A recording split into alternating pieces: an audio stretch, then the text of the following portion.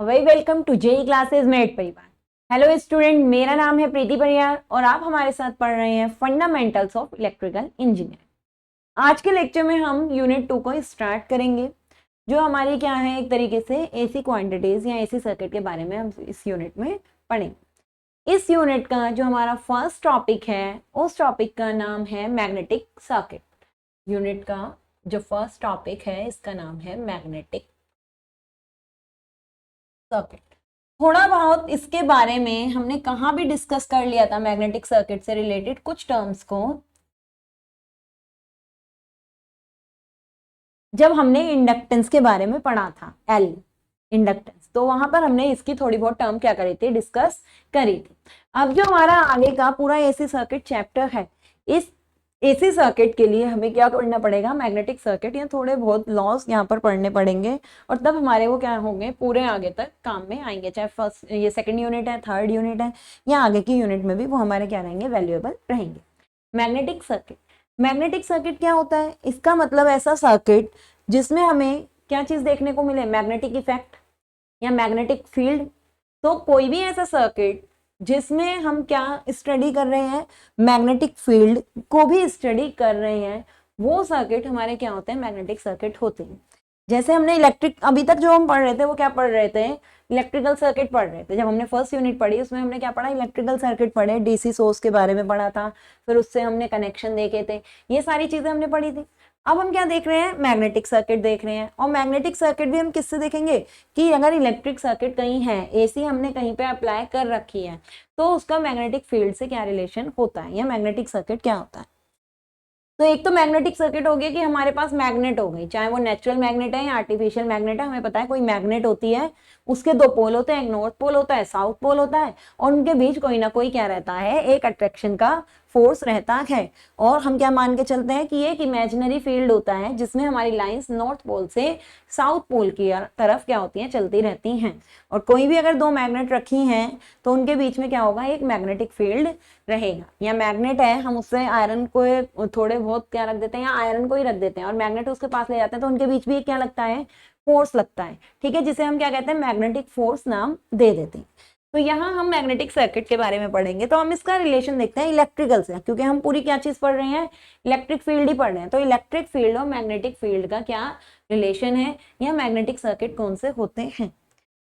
अगर हम किसी भी ऐसी जगह पर जहां हम सप्लाई दे रहे हैं, करंट फ्लो करा रहे हैं, तो हम ये लेते हैं, या फिर ये हमारा क्या होता है, एक ऑरेस्ट्रेड ने इसको क्या करा था, इन्वेंट करा था, और इसके बारे में क्या करा था, एक प्रैक्टिकल करा था, कि अगर हम किसी भी कॉइल में कोई करंट फ्लो कराते हैं, तो हम क्या देखते हैं, उस कॉइल के चारों ओर राउंड में एक मैग्नेटिक फील्ड डेवलप हो जाता है।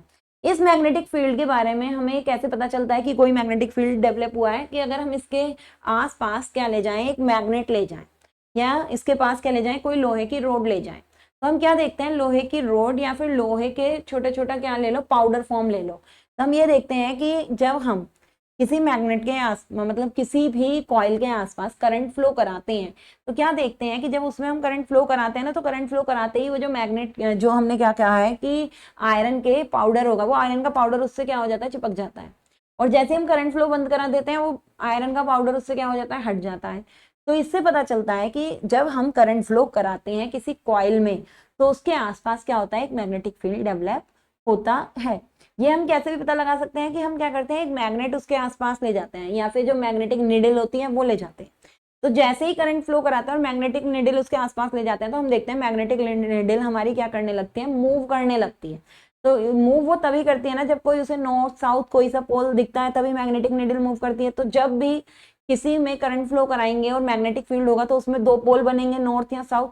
तो उन पोल की वजह से ही हमें पता चलता है कि हाँ, इसमें कोई दो पोल बने हैं मैग्नेटिक, और मैग्नेटिक निडल इस वजह से ही हमारी क्या कर रही है, मूव कर रही है। तो इससे हमें पता लगता है कि कोई भी सर्किट, उसमें अगर करंट फ्लो हो रही है, तो उसके चारों ओर एक कैसा फील्ड होता है, मैग्नेटिक फील्ड होता है। ठीक है, और ये जो मैग्नेटिक फील्ड होता है, इसमें हम क्या कहते हैं कि नॉर्थ से साउथ की तरफ कुछ लाइंस चलती हैं, जिसे हम क्या कह देते हैं, नंबर ऑफ लाइंस को फ्लक्स भी कह देते हैं। ये हमने जब स्टार्टिंग में इंडक्टेंस बताया था, तो वहां बताया था कि फ्लक्स हमारा क्या होता है, नंबर ऑफ मैग्नेटिक लाइंस। ऐसी फ्लक्स लिंकेज क्या होता है, किसी कॉइल से अगर हमारी लाइंस चल रही हैं और बहुत सारी लाइन निकल रही हैं, तो जितना हमारा जो वो कॉइल है, उस कॉइल को जितनी लाइंस हमारी कट कर रही है, वो हमारा क्या होता है, फ्लक्स लिंकेज होता है। फ्लक्स होता है जो टोटल लाइंस उसमें से निकली, नंबर ऑफ टोटल लाइंस, और number of total lines cut by a coil is called flux linkage. तो वो होगा कब, जब उसमें क्या फ्लो करेगी, करंट। करंट फ्लो नहीं करेगी तो कोई मैग्नेटिक फील्ड नहीं होगा। तो अगर कोई करंट कैरिंग कंडक्टर है, ये मान लो कोई करंट कैरिंग कंडक्टर है, इस करंट कैरिंग कंडक्टर में हम क्या कहते हैं, जब इसमें क्या होती है, कोई करंट फ्लो करती है, तो इसके करंट फ्लो करने पर इसके चारों ओर एक क्या होता है, मैग्नेटिक फील्ड होता है या मैग्नेटिक फ्लक्स रहता है। और इस मैग्नेटिक फील्ड की डायरेक्शन हम क्या कर सकते हैं, थंब रूल से या कॉर्क स्क्रू वाले रूल से निकाल सकते हैं। राइट हैंड थंब रूल या कॉर्क स्क्रू रूल से निकाल सकते हैं। मैक्सवेल ने दिया था कॉर्क स्क्रू रूल। तो यहाँ पर अगर करंट इस तरीके से फ्लो करती है, तो हम थंब को ऐसे रखें और इस तरीके से कर्ल फिंगर हमारी किसको शो करती है, मैग्नेटिक फील्ड की डायरेक्शन को, मैग्नेटिक लाइंस। तो ये हमारा इस तरीके से शो कर रही है। ऐसे थंब ऐसे जाएगा तो इस तरीके से मैग्नेटिक फील्ड इसे शो करेगी।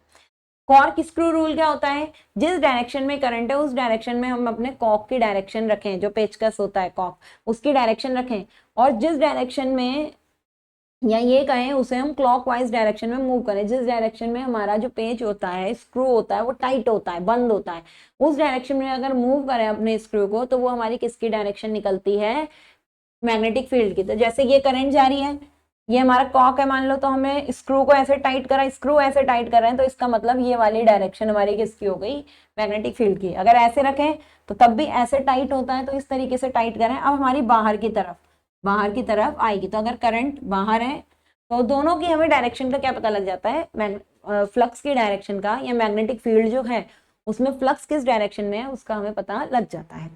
सेम ऐसे ही फ्लक्स का डिस्ट्रीब्यूशन देखो इस तरीके से ही रहता है, फ्लक्स का डिस्ट्रीब्यूशन इस तरीके से ही हमारा इसमें क्या होता है, रहता है। तो अगर कहीं पर कुछ जगह हम करंट को और फ्लक्स को इस तरीके से भी दिखाते हैं, मान लो किसी गोले के अंदर क्रॉस बना है, या किसी गोले के अंदर क्या बना है, डॉट बना है, तो वो हमारी किसकी डायरेक्शन दिखाती है, करंट की डायरेक्शन दिखाती है। किसी के अंदर अगर हमारा डॉट बना है और किसी के अंदर हमारा क्या बना है, क्रॉस बना है, तो ये हमारा क्या दिखाता है कि करंट की डायरेक्शन हमारी कहाँ है, बाहर को।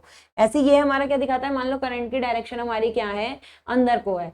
तो अगर इसको लेंगे तो ऐसे लिया बाहर, और इस तरीके से ये घूमते हुए फिंगर हमारी क्या है, मैग्नेटिक फील्ड। तो इसके तरफ अगर तुम चारों तरफ मैग्नेटिक फील्ड बनाते हो तो इस तरीके से दिखाओगे। ऐसे ही अगर क्रॉस है, क्रॉस को हमने क्या कर रखा है, अगर अंदर है, तो क्रॉस अगर अंदर है तो मैग्नेटिक फील्ड कैसी हो गई, इस तरीके से। तो अगर ये मैग्नेटिक फ्लक्स का डिस्ट्रीब्यूशन मान लो इसके चारों तरफ है, तो अगर हमने क्रॉस को ये क्या रखा है, अंदर की तरफ ये क्रॉस शो कर रहा है, तो अंदर की तरफ हमने अपना फिंगर ले लिया, सेम इसी रूल से कि ये थंब ले लिया, और ये वाली डायरेक्शन किसकी हो गई, मैग्नेटिक फील्ड की हो गई। तो इस तरीके से हमारा फ्लक्स का क्या रहता है, डिस्ट्रीब्यूशन रहता है। नेक्स्ट चीज, और हम इसे में यहाँ और क्या चीज डिस्कस करेंगे, कि अगर मान लो कोई सोलेनॉइड है, मतलब सिंगल टर्न की कोई कॉइल है, इस तरीके से कोई कॉइल है, इसमें हमें फ्लक्स का डिस्ट्रीब्यूशन अगर निकालना है, तो इसमें देखो फ्लक्स का डिस्ट्रीब्यूशन ऐसी तो रहेगा, कॉइल के चारों तरफ ऐसे ऐसे हर कॉइल के चारों तरफ रहेगा। तो अगर इस तरीके से फ्लक्स डिस्ट्रीब्यूट होगा तो ओवरऑल फ्लक्स तो निकाल ही नहीं पाओगे। तो इसमें हम ये कहते हैं कि जो कोई कॉइल होती है, ऐसे सोलेनॉइड होती है, सिंगल टर्न मतलब ऐसे टर्न करी हुई कोई कॉइल होती है, उसमें जो हम फ्लक्स देखते हैं, तो उसमें जो फ्लक्स का डिस्ट्रीब्यूशन होता है वो इस तरीके से रहता है, इस तरीके से उसमें मैग्नेटिक लाइन निकलती हैं। जितनी भी मैग्नेटिक लाइन निकलेंगी वो इस तरीके से ही रहेंगी। कोई कॉइल होगी तो उसी कॉइल में जो मैग्नेटिक फ्लक्स का डिस्ट्रीब्यूशन रहता है वो इस तरीके से रहता है। ठीक है, तो ये चीज हमें इसमें ध्यान रखनी है। और अगर कोई कहे अब इस फ्लक्स की डायरेक्शन कैसे पता चलेगी, तो हमेशा याद रखना यहाँ भी लगता है राइट हैंड थंब रूल। पर राइट हैंड थंब रूल में अब हमें यहाँ निकालनी है फ्लक्स की डायरेक्शन। तो याद रखना जिस डायरेक्शन में तुम्हारी कॉइल है, कॉइल जैसे घूमी हुई है, कॉइल घूमने की डायरेक्शन में हम अपनी फिंगर करेंगे। और यहाँ हमें पता होना चाहिए कि करंट की डायरेक्शन क्या है, तभी हम फ्लक्स निकाल सकते हैं। तो अगर किसी ने कहा है करंट की डायरेक्शन ये दे रखी है, इस तरीके से करंट की डायरेक्शन दे रखी है, तो हम अपने थंब को तो वैसे थंब को छोड़ दो, जो हमारी कर्ल फिंगर है उसे करंट की डायरेक्शन में घुमाएंगे, और कर्ल फिंगर ऐसे सीधी नहीं रखेंगे, कॉइल जैसे रखी हुई है, जैसे कॉइल टर्न करी हुई है वैसे अपनी कर्ल फिंगर करनी है, और कर्ल फिंगर ऐसे भी कर सकते हो, ऐसे भी कर सकते हो, लेकिन जिस डायरेक्शन में करंट है वहां अपनी फिंगर को कर्ल करो। तो इस डायरेक्शन में करंट है, हमने फिंगर ऐसे कर्ल करी, तो जो थंब होगा वो हमारे किसकी डायरेक्शन को शो करेगा, फ्लक्स डिस्ट्रीब्यूशन की डायरेक्शन को शो करेगा। तो ये जो फ्लक्स यहाँ है, थंब ऐसे बाहर की तरफ है ना, तो जो फ्लक्स है वो इस तरीके से निकल रहा है, जो ये फ्लक्स है यहाँ पर फ्लक्स की डायरेक्शन हमारी इस तरीके से क्या हो रही है, शो हो रही है। ऐसे हम निकाल सकते हैं। या फिर अगर हमें नॉर्थ और साउथ पोल पता हो तो फ्लक्स निकल सकता है कि नॉर्थ से साउथ की तरफ हमारी मैग्नेटिक लाइंस क्या होती हैं, चलती हैं, तो फ्लक्स की डायरेक्शन में क्या रहेगी, सेम रहेगी। यहाँ हमें करंट की डायरेक्शन पता थी तो राइट हैंड थंब रूल लगेगा। अगर कहीं हमें करंट की डायरेक्शन पता है और फ्लक्स की निकालनी है तो बस कर्ल कर लो फिंगर को किसमें, और ये रूल किसके लिए, अगर जहां पर कॉइल लपेटी जाती है, जहां पर हमारी क्या लपेटी जाती है, कॉइल, तो वहां पर जो फ्लक्स होता है वो इस तरीके से शो किया जाता है। ऐसे ऐसे चारों तरफ तो पूरे वायर में कर नहीं सकते, ऐसे तो कभी हम निकाल ही नहीं पाएंगे फ्लक्स का। तो जो ओवरऑल निकलता है वो फ्लक्स का डिस्ट्रीब्यूशन इस तरीके से कॉइल के चारों तरफ रहता है। तो ये फ्लक्स डिस्ट्रीब्यूशन हो गया किसमें, सिंगल टर्न कॉइल में। नेक्स्ट हमारे यहाँ पर आते हैं फेराडेज लॉ। या फेराडे लॉ से पहले हम एक चीज और देखते हैं कि अगर हमने पढ़े थे लेफ्ट हैंड रूल और राइट हैंड रूल, ये पढ़ा था हमने, एक लेफ्ट हैंड रूल होता है और एक राइट हैंड रूल होता है। एक हमारा होता है जनरेटर के लिए, एक हमारा किसके लिए होता है, मोटर के लिए। जनरेटर मोटर क्या होती है, जो भी चीज मैकेनिकल एनर्जी देने पर इलेक्ट्रिकल एनर्जी दे वो जनरेटर, जब इलेक्ट्रिकल एनर्जी दो और हमें मिले मैकेनिकल एनर्जी, वो हमारा क्या होता है, मोटर होता है। तो एक होता है हमारा राइट हैंड रूल, एक और होता है हमारा लेफ्ट हैंड रूल। जो हमारा लेफ्ट हैंड रूल होता है वो हमेशा होता है, याद रखना, मोटर के लिए, क्योंकि हमारा लेफ्ट हैंड रूल हमें बताता है फोर्स या वेलोसिटी के बारे में, जबकि जो हमारा राइट हैंड रूल होता है वो जनरेटर, तो जनरेट क्या करेगा, इलेक्ट्रिसिटी, तो वो हमें बताता है ईएमएफ के बारे में। तो हम ये दोनों रूल यहाँ देख लेते हैं। एक होता है left hand rule. Left hand rule, left hand rule हमेशा किस लिए यूज होता है, अगर हमें किसकी डायरेक्शन निकालनी है, फोर्स की, तो याद रखना ये किसके लिए यूज होता है, मोटर। और रूल बिल्कुल सेम है, रटने की यहाँ नीड नहीं है, रूल बिल्कुल सेम है, जो लेफ्ट है सेम राइट है, बस याद रखना है डायरेक्शन की वजह से लेफ्ट और राइट में हाथ चले गए हैं। एक फोर्स बताता है और एक क्या बताता है, ई, मतलब वोल्टेज को बताता है। अगर लेफ्ट हैंड रूल की बात करें, लेफ्ट हैंड रूल में क्या करना है, बस कि हम अपने लेफ्ट हैंड की तीनों फिंगर, मतलब 2 फिंगर 1 थंब को इस तरीके से रखना है कि तीनों आपस में परपेंडिकुलर हो, 90 डिग्री का क्या बनाते हो, एंगल बनाते हैं। तब इस कंडीशन में जो हमारा थंब है इस पे नाम लिख लेना FBI, FBI, F is force, B is magnetic field and I is current, FBI। अगर हमने इस तरीके से इन्हें क्या कर दिया, शो कर दिया, तो अगर हमें क्या निकालना है, मोटर के लिए क्या निकालने के लिए यूज होता है लेफ्ट हैंड रूल, फोर्स निकालने के लिए। तो F को तो ऐसे रहने दो, B और I। हमें हमेशा क्या चीज दी होती है, मैग्नेटिक फील्ड दिया होता है ना, मोटर है तो करंट हम देंगे, उससे मैग्नेटिक फील्ड बनेगा, तो करंट से मैग्नेटिक फील्ड निकालना अभी हमने देख लिया। तो अगर हम अपने लेफ्ट हैंड को इस तरीके से रखें कि जो हमारी मिडिल वाली फिंगर है या सेकंड फिंगर है इसको हम करंट की डायरेक्शन में रखें, तो मान लो करंट की डायरेक्शन बाहर की तरफ दी हुई है तो हमने करंट की डायरेक्शन में रखा, तब जो हमारी सेकंड फिंगर होगी वो मैग्नेटिक फील्ड की डायरेक्शन में होगी, क्योंकि हमने करंट से मैग्नेटिक फील्ड निकालना भी बताया था। तो सेकंड फिंगर को हम अपनी मैग्नेटिक फील्ड की डायरेक्शन में रखें, फर्स्ट फिंगर को रखें करंट की डायरेक्शन में, सेकंड फिंगर को रखें मैग्नेटिक फील्ड की डायरेक्शन में। तब जो हमारा थंब होगा वो किसकी डायरेक्शन को शो करेगा, फोर्स की डायरेक्शन को शो करेगा। फोर्स या वेलोसिटी कुछ भी कह सकते हो। तो जो हमारी मोटर घूम रही होगी उसमें फोर्स कहाँ लग रहा है वो हमारा ये बता देगा। तो मोटर के लिए या फोर्स निकालने के लिए हम कौन सा रूल देखते हैं, लेफ्ट हैंड रूल। और जो हमारा फोर्स का फॉर्मूला होता है F इजिकल्स टू क्या होता है, BIL साइन थीटा, या मैक्सिमम के लिए sine theta equals to 90 degree पे F इजिकल्स टू क्या होता है, BIL। ये हमारा फोर्स का जनरेटेड फोर्स, मतलब जितना भी फोर्स जनरेट हुआ है उसका फॉर्मूला होता है, यूनिट हमारी क्या होती है, न्यूटन। ठीक है, ये हो गया फोर्स और लेफ्ट हैंड रूल। अब आते हैं हम राइट हैंड रूल पे। अगर हम राइट हैंड रूल की बात करें, राइट हैंड रूल क्या होता है, जनरेटर, मतलब अगर कहीं पे वोल्टेज जनरेट हो रही है वो हमारी किससे होगी, फेराडेज लॉ से, अभी बता देंगे। तो राइट हैंड रूल हमारा किस लिए है, याद रखना कि अगर हम बात कर रहे हैं किसकी, राइट हैंड रूल की, राइट हैंड रूल की, राइट हैंड रूल होता है मोस्टली हमारा जनरेटर, मोस्टली क्या, जनरेटर के लिए ही होता है। किसके लिए ही होता है, जनरेटर के लिए ही होता है। अब जनरेटर क्या कहता है, इलेक्ट्रिसिटी जनरेट करता है, तो चाहे करंट की वैल्यू निकालनी हो, करंट की डायरेक्शन, या ई की वैल्यू निकालनी हो, तो जो जनरेटर इलेक्ट्रिसिटी ई जनरेट करता है तो ई इज इक्वल्स टू होता है BLV sine theta. BLV sine theta, ये हमारा किसमें होता है, वोल्ट में। तो ये हमारा होता है ई की वैल्यू। अब ई तो निकल गया हमारा क्वेश्चन से, अगर इसकी डायरेक्शन निकालनी है तो सेम जो चीज यहाँ करी थी वही यहाँ, बस अब क्या हो जाएगा, हाथ इस तरीके से, right hand of same FBI। तो आई जहां पर है वही ई, चाहे करंट का हो चाहे क्या कहो EMF, तो जो EMF होगा ई वही हमारी करंट की डायरेक्शन भी होगी FBI। तो अब हम जनरेटर की बात कर रहे हैं, तो जनरेटर में क्या होता है, इलेक्ट्रिसिटी प्रोड्यूस होती है, फोर्स हम देते हैं, फोर्स या वेलोसिटी हम देते हैं। तो अब क्या करना है, हमें अपने थंब को जहां फोर्स है उसकी डायरेक्शन में रखना है, और बी को किस में रखना है, मैग्नेटिक फील्ड की डायरेक्शन में। तो जो हमारी सेकंड फिंगर होगी या मिडिल फिंगर होगी वो हमारी किसकी डायरेक्शन को शो करेगी, EMF या करंट की डायरेक्शन को शो करेगी। ये हमारा क्या है, राइट हैंड रूल। तो बिल्कुल एग्जैक्ट सेम है, बस क्या करना है, यहाँ थंब को फाइंड आउट करना है, यहाँ सेकंड फिंगर को फाइंड आउट करना है, यहाँ थंब फोर्स है, यहाँ सेकंड फिंगर ई है। तो ये हमारे कौन से रूल हो गए, right hand and left hand rule हो गए फॉर फाइंडिंग फोर्स और EMF direction in any circuit. किसी भी जगह पर या इन जनरेटर और motor we can find out E and F very easily from right hand and second hand left hand rule. ठीक है, और इक्वेशन से हम वैल्यूज निकाल सकते हैं, डायरेक्शन हम निकाल सकते हैं right hand and left hand rule से। इक्वेशन से हम क्या निकाल सकते हैं, वैल्यूज निकाल सकते हैं E की, जनरेटेड वोल्टेज और जनरेटेड फोर्स की, कितना फोर्स हमने उससे क्या करा है, जनरेट करा है, कितना फोर्स उस पर लगा है मोटर पर, ये दोनों चीजें हम फाइंड आउट कर सकते हैं। नेक्स्ट है फेराडेज लॉ। ये सारी चीजें आप 12th के में पढ़ चुके हैं, बस एक तरीके से ये रिवीजन चल रहा है मैग्नेटिक सर्किट का, ताकि आगे किसी चीज में कोई प्रॉब्लम ना आए। नेक्स्ट है हमारा फेराडेज लॉ। फेराडे साइंटिस्ट थे, इन्होंने क्या कहा था, एक लॉ दिया था जो हमारे सारा जगह जहाँ ट्रांसफॉर्मर पढ़ रहे हैं, कुछ भी चीज पढ़ रहे हैं, सब में काम आ रहा है। एक तरीके से इलेक्ट्रोमैग्नेटिक इंडक्शन के भी लॉ है। ठीक है, एक तरीके से इलेक्ट्रोमैग्नेटिक इंडक्शन का भी प्रिंसिपल है जो फेराडेज लॉ हम पढ़ते हैं। फेराडेज ने क्या कहा था कि फ्लक्स लिंकेज हमने पढ़ा था कि फ्लक्स होता है ऐसे किसी कॉइल से, जितना फ्लक्स क्या कर रहा है उस कॉइल को कट कर रहा है वो हमारा क्या होता है, फ्लक्स लिंकेज होता है। Total number of flux cut by a coil, ठीक है, वो हमारा क्या है, फ्लक्स लिंकेज है, या total number of flux link by coil, coil के बाहर नहीं, कॉइल से जितना फ्लक्स लिंक कर रहा है वो हमारा क्या होता है, फ्लक्स लिंकेज होता है। अब हमारा जो फ्लक्स लिंकेज होता है इसे हम शायद से शो करते हैं। तो फेराडेज ने ये कहा था, whenever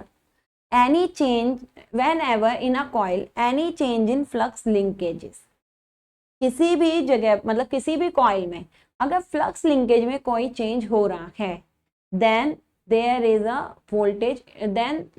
voltage induced in a coil, तब हमारा क्या होगा, जो वो कॉइल होगी उसमें वोल्टेज इंड्यूस हो जाएगी, वोल्टेज का हो चाहे EMF इंड्यूस हो जाएगी। तो क्या है फेराडेज लॉ कि जब कभी भी कोई कॉइल है उसमें फ्लक्स लिंकेज चेंज होगा या फ्लक्स चेंज होगा, फ्लक्स भी बोल सकते हैं, फ्लक्स लिंकेज भी कह सकते हैं, कि अगर कभी भी किसी कॉइल में फ्लक्स लिंकेज में चेंज आ रहा है, then the coil will produce EMF in it, और then the coil will produce voltage in itself।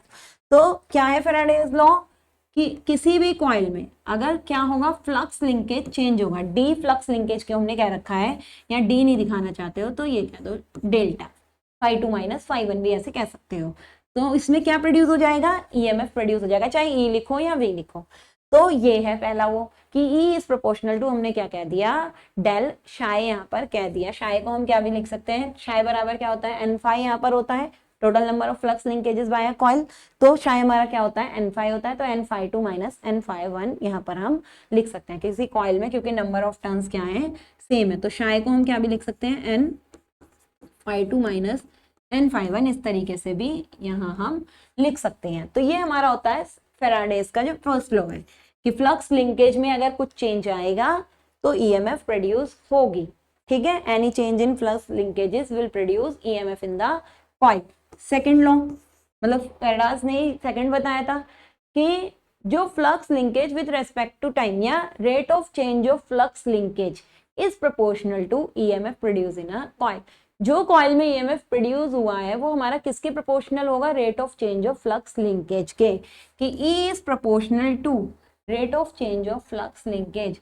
तो E इज प्रोपोर्शनल टू या E इज इक्वल टू हमारा किसका आ गया, rate of change of flux linkage, एक तरीके से ये हो गया। तो हम ये भी कह सकते हैं फर्स्ट को ही थोड़ा एक्सपेंड करके हमारा कौन सा लॉ बना है, सेकंड लॉ बना है। दोनों को हमने यहाँ क्या कर दिया है, अगर कंबाइंड कर दिया तो हमारा ये क्या आ जाएगा निकल के, E इज इक्वल टू, या E इज प्रोपोर्शनल टू भी लिख सकते हो, डी शाई बाय डी टी। शाई हमारा क्या होता है, एन फाई होता है, तो n D phi by d t, ठीक है। और डी की जगह हम क्या भी लिख सकते हैं, डेल्टा, डेल्टा भी यहाँ पर लिख सकते हैं इसका मतलब, और क्या लिख सकते हैं, इसे ऐसे भी लिख सकते हैं, N phi two minus phi one upon T two minus T one. Rate of change क्या होता है, टाइम में चेंज, तो एक तरीके से ये इस तरीके से भी लिखा जा सकता है, या N del phi upon del T भी लिख सकते हैं, D phi by D T की जगह, ठीक है। तो ये हमारा फेराडेज लॉ होता है, rate of change of flux linkages is proportional to EMF produce in a coil, ये हमारा फेराडेज का लॉ है। अब जब फेराडेज लॉ आया तो एक लॉ हमारा लेंज ने भी दिया, फेराडेज लॉ में लेंज ने भी कुछ देखा। लेंज ने क्या बताया कि जो भी कॉइल में ईएमएफ प्रोड्यूस होता है, EMF produce in a coil will oppose the cause of its generation, कि जो भी कॉइल में ईएमएफ प्रोड्यूस हुआ वो अपने ही कॉज का अपोज करती है। कॉज क्या है, फ्लक्स चेंज, तो अपना ये कॉज फ्लक्स चेंज का क्या करती है, अपोज करती है, और इस अपोज को दिखाया किससे, माइनस साइन से। तो इसमें अगर हम माइनस साइन इस तरीके से लगा दें तो ये हमारा किसको शो करता है, लेंज लॉ को शो करता है। तो ये पूरा फॉर्मूला हो जाता है हमारा, E is equals to minus N D phi by D T, minus sign is showing the Lenz law. Minus sign हमारा क्या शो कर रहा है, लेंज लॉ शो कर रहा है, जो हमारा क्या बताता है कि ईएमएफ प्रोड्यूस, ईएमएफ और करंट, ईएमएफ है तो सर्किट क्लोज करोगे तो करंट भी होगा, ईएमएफ और current in a coil will oppose the cause of its generation. जो ये जनरेट हुई है ईएमएफ या करंट फ्लक्स लिंकेज के चेंज होने पर, या rate of change of flux linkage से जो ईएमएफ प्रोड्यूस हुआ है, ये ईएमएफ अपने ही कॉज का क्या करेगा, अपोज। और कॉज क्या है, फ्लक्स में चेंज होना ही कॉज है, फ्लक्स में चेंज हुआ तभी ईएमएफ प्रोड्यूस हुआ, तो इसका अपोज, अपोज करने के लिए किसका साइन लगा दिया, माइनस का, ठीक है। तो इसका मतलब D phi by D T की जो भी वैल्यू होगी उसका ही अपोजिट हमारा माइनस में किसकी वैल्यू होगी, ई की। तो करंट, अगर इसी ई से करंट प्रोड्यूस हो, ये जो ईएमएफ प्रोड्यूस हुआ है, जिस सर्किट में प्रोड्यूस हुआ है, उस सर्किट को अगर हम बंद कर दें तो उसमें करंट भी फ्लो होने लगेगी, तो इसका मतलब वो करंट भी जस्ट कैसी होगी, जो मेन फ्लक्स है उसके अपोजिट होगी, या जो मेन करंट होगी उसकी क्या होगी, अपोजिट होगी। ये चीज याद रखना, ये जो मेन फ्लक्स है, तो ये जो ईएमएफ है, ये ईएमएफ चाहे अब अपना फ्लक्स दे, ये ईएमएफ चाहे अब अपनी करंट दे, वो सारी चीजें इस वाले फ्लक्स का क्या करेंगी, अपोज करेंगी। ये हमारा क्या होता है, लेंज लॉ होता है, ठीक है। ये फैराडे लॉस, लेंज लॉ आपका काम आएगा आगे, जो भी पढ़ोगे, ट्रांसफॉर्मर पढ़ोगे, मोटर्स, जनरेटर, जो भी पढ़ते हैं वह हमारा फैराडेज लॉ, या ये होता है इलेक्ट्रोमैग्नेटिक इंडक्शन भी इसे कहते हैं। इलेक्ट्रोमैग्नेटिक इंडक्शन क्यों कहा, कि इलेक्ट्रिकल और मैग्नेटिक दोनों सर्किट के कारण यहाँ क्या हुआ, इंडक्शन हुआ, मतलब ईएमएफ इंड्यूस हुआ। ईएमएफ इंड्यूस ही तो हुआ इलेक्ट्रिकल और मैकेनिकल चीज से, इसका मतलब हमने क्या करा था, फ्लक्स में चेंज करा है, तो हमारा ईएमएफ प्रोड्यूस हो गया, या फिर ईएमएफ की वजह से फ्लक्स प्रोड्यूस होता है, तो ये हमारा एक तरीके से इलेक्ट्रोमैग्नेटिक इंडक्शन होता है। तो हमने लेंज लॉ यहाँ पे पढ़ा, हमने यहाँ पर क्या पढ़ लिया, फैराडेज लॉ पढ़ा। नेक्स्ट हम पढ़ते हैं मैग्नेटिक सर्किट में ही एमएमएफ के बारे में। एमएमएफ हमारा क्या है, magneto motive force, magnetomotive force, जिसे हम क्या कहते हैं, एमएमएफ शॉर्टकट में। जिस तरीके से ईएमएफ होता है किसी भी सर्किट में, हमारा ईएमएफ या सप्लाई जरूरी होती है, ऐसे किसी सर्किट में किसके लिए, करंट फ्लो के लिए, करंट के स्टैब्लिशमेंट के लिए, उसी तरीके से हमारा क्या होता है, मैग्नेटोमोटिव फोर्स होता है। मैग्नेटोमोटिव फोर्स क्या होता है, किसी सर्किट में फ्लक्स को स्टैब्लिश करने के लिए जो फोर्स नीड होता है वो हमारा क्या कहलाता है, एमएमएफ कहलाता है। MMF is the force which is need to establish a flux in a circuit, in a magnetic circuit or in a circuit, वो हमारा क्या होता है, एमएमएफ होता है। तो एमएमएफ हमारा क्या हो गया, मैग्नेटोमोटिव फोर्स, किसी भी सर्किट में फ्लक्स को स्टैब्लिश करने के लिए जिस फोर्स की हमें क्या चाहिए होती है, नीड चाहिए होती है, वो हमारा एमएमएफ होता है। तो एमएमएफ इक्वल्स टू आता है, अगर कहीं पर भी एमएमएफ जनरेट हो रहा है, मतलब जो फोर्स जनरेट हो रहा है वो फ्लक्स को ही तो स्टैब्लिश कर रहा है, और जो फ्लक्स हमारा बना है वो करंट देने से तो बना है, तो किसी कॉइल में कितने नंबर ऑफ टर्न्स हैं, उसी के हिसाब से करंट जाती है, उसी के हिसाब से उसके अक्रॉस क्या होता है, फ्लक्स जनरेट होता है। तो एमएमएफ इज इक्वल्स टू हमारा होता है number of turns into current flowing in that number of turns. Current flow जितना उस नंबर ऑफ टर्न्स में कर रही है, और नंबर ऑफ टर्न्स हमारा क्या होता है, एमएमएफ। एमएमएफ जब हमें पता होगा कितने नंबर ऑफ टर्न है, एक कॉइल में एक टर्न है तो 1 लिख दो, आई के बराबर हो गया। तो फोर्स जो है हमारा करंट से ही फ्लक्स एस्टैब्लिश हो रही है, तो जिस हिसाब से करंट देंगे उसी हिसाब से उसमें फ्लक्स बनेगा।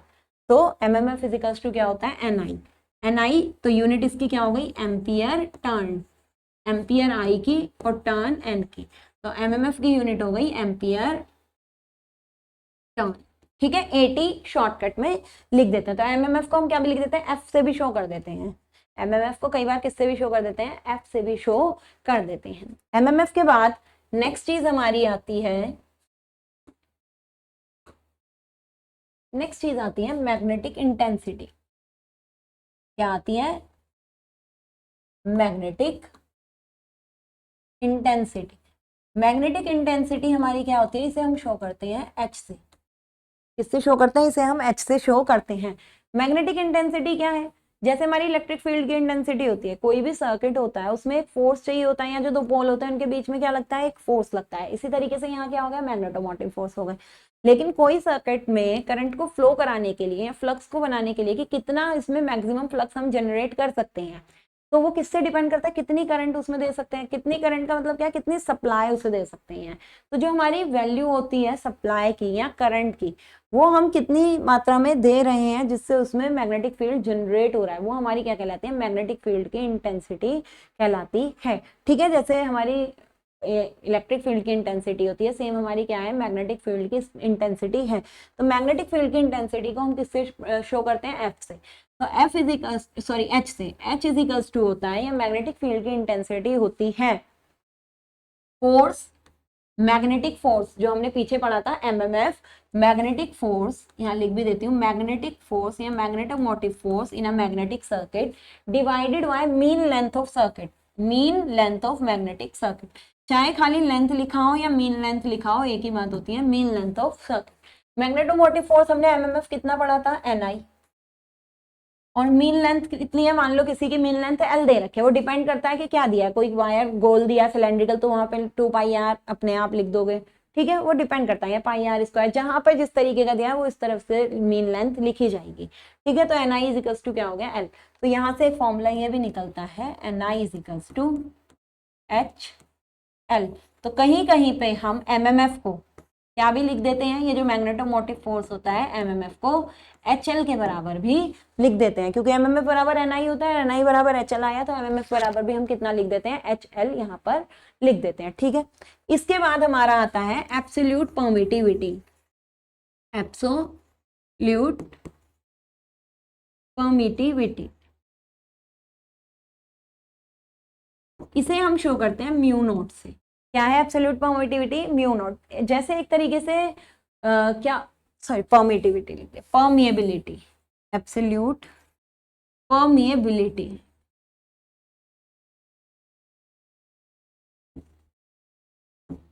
Mu naught.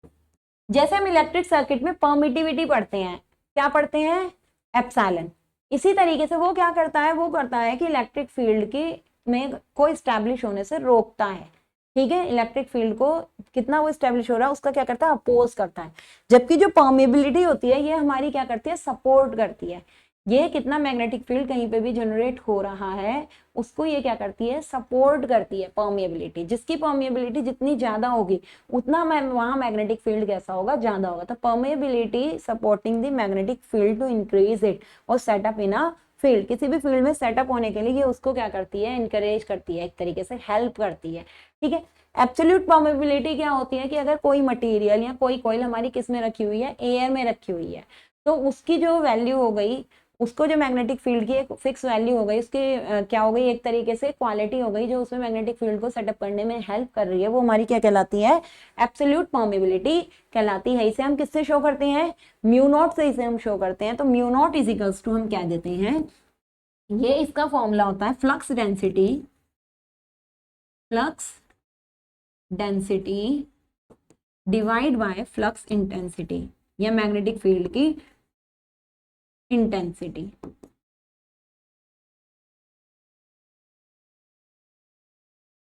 इंटेंसिटी, ठीक है, ये हमारी होता है म्यू नॉट की वैल्यू। तो mu nought is equals to हम यहां से लिख देते हैं बी अपॉन एच। कोई भी मैग्नेटिक फील्ड है, उस मैग्नेटिक फील्ड की हम ये मान लेते हैं बी क्या है, मैग्नेटिक फील्ड की डेंसिटी है, और एच मैग्नेटिक फील्ड की इंटेंसिटी है। तब जो एब्सोल्यूट परमेबिलिटी होती है वो हमारी कहलाती है मैग्नेटिक फील्ड की डेंसिटी अपॉन मैग्नेटिक फील्ड की intensity. Mu nought is equals to B upon H. अब एब्सोल्यूट हमने कब कहा, एब्सोल्यूट हमेशा कब होती है, जब हमारा क्या है, एयर है, सर्किट में क्या है, एयर है, उस टाइम पर मैग्नेटिक फील्ड की परमेबिलिटी। अब नेक्स्ट टर्म हमारी है रिलेटिव, रिलेटिव परमेबिलिटी।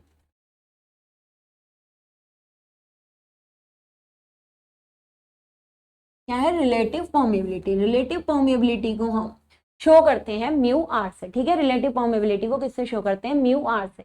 रिलेटिव क्या होती है, रिलेटिव अब है अगर हमारा हमने जो मैग्नेटिक फील्ड की परमेबिलिटी निकाल रहे हैं किसी मीडियम में, अब हमने कॉइल क्या रखी है, किसी मीडियम में रखी है, तब हम क्या करें, अपनी कॉइल को कंपेयर करें।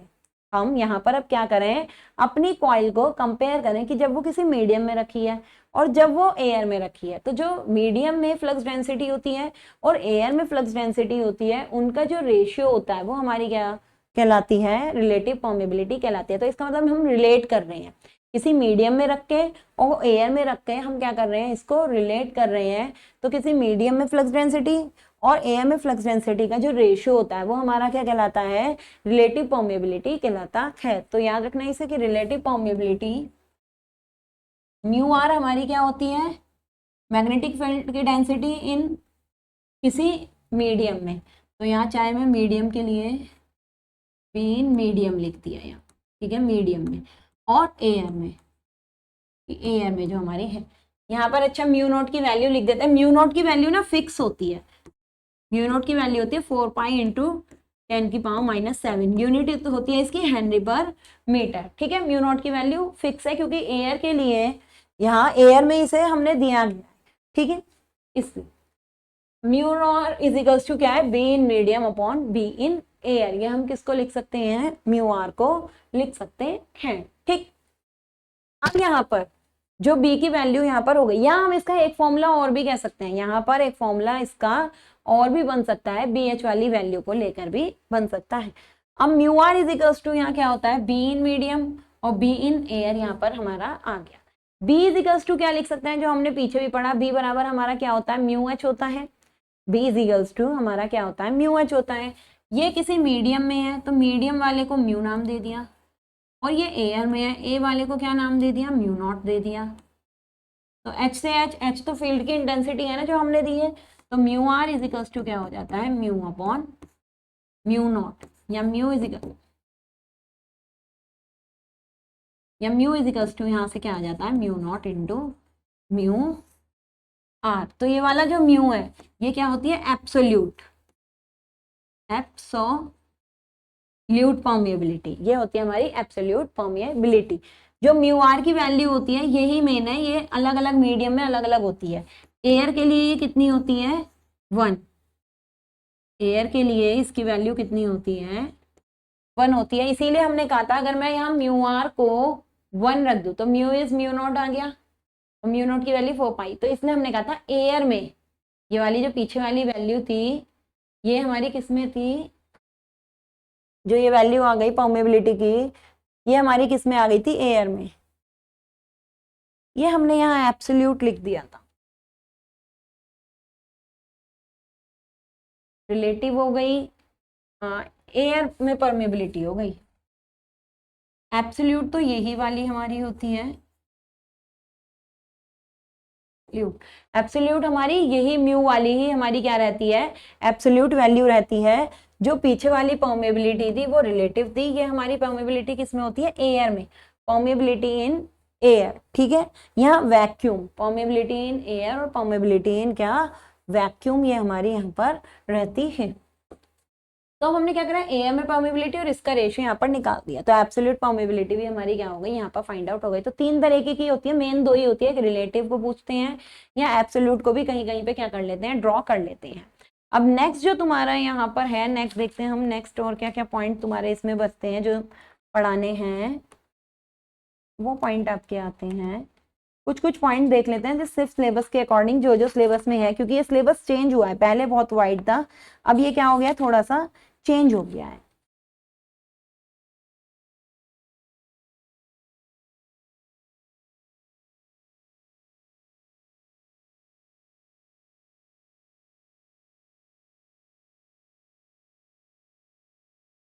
अब जो नेक्स्ट टॉपिक तुम्हारा है वो है रिलक्टेंस।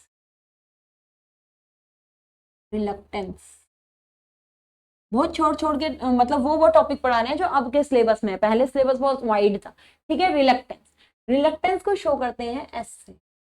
पीछे वाले में कंफ्यूज मत होना, ये चीज याद रखना, ये परमेबिलिटी इन फ्री स्पेस है, इसे एब्सोल्यूट लिख दिया था शुरुआत में, फ्री स्पेस की परमेबिलिटी, किसकी, फ्री स्पेस की permeability, permeability in free space, ये रिलेटिव ही होती है या एब्सोल्यूट ही होती है। ठीक है,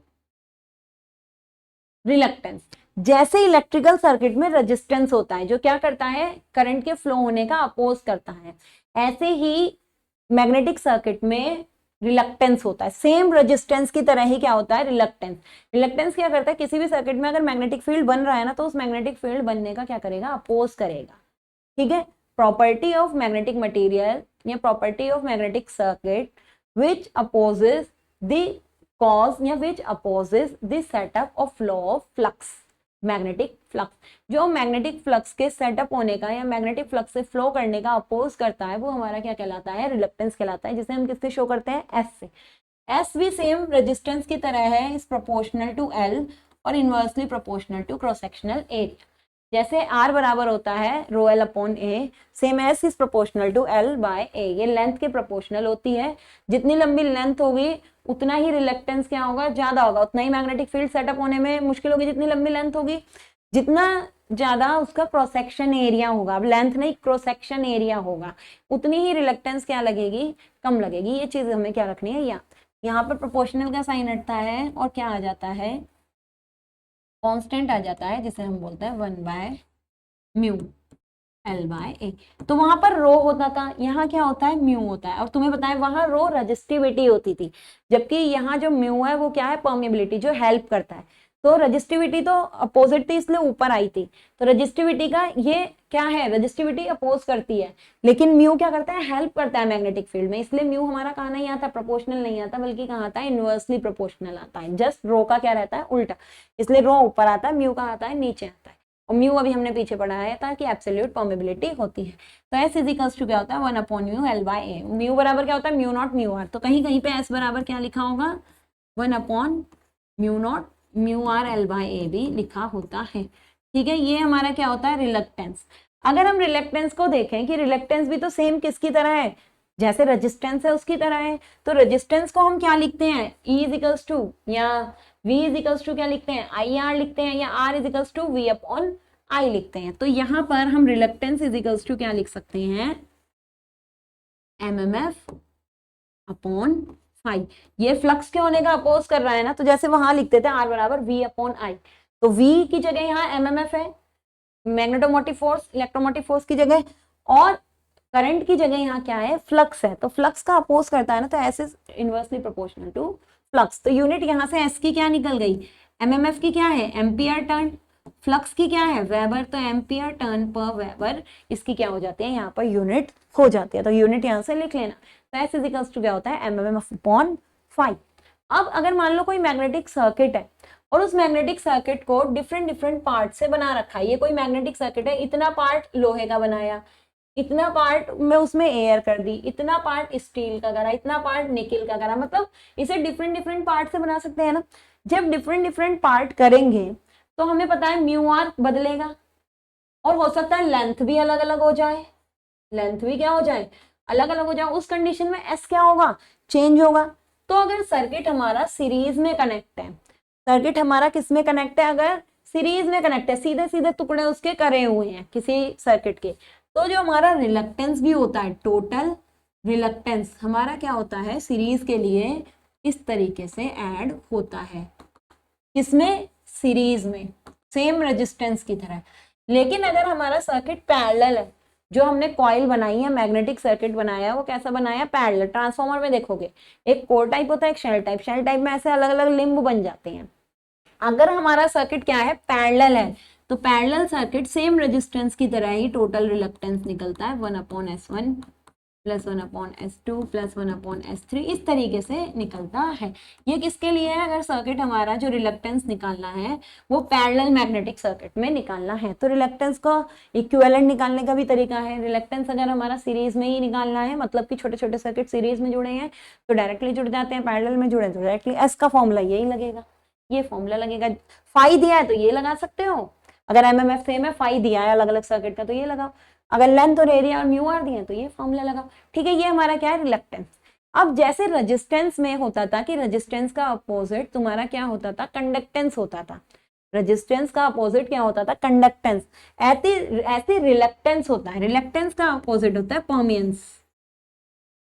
क्या होता है, परमियंस। इसे पी से भी शो कर देते हैं या इस तरीके का भी सिंबल बना देते हैं, ए में बस डैश नहीं होता। तो परमियंस इज इक्वल्स टू होता है 1/S।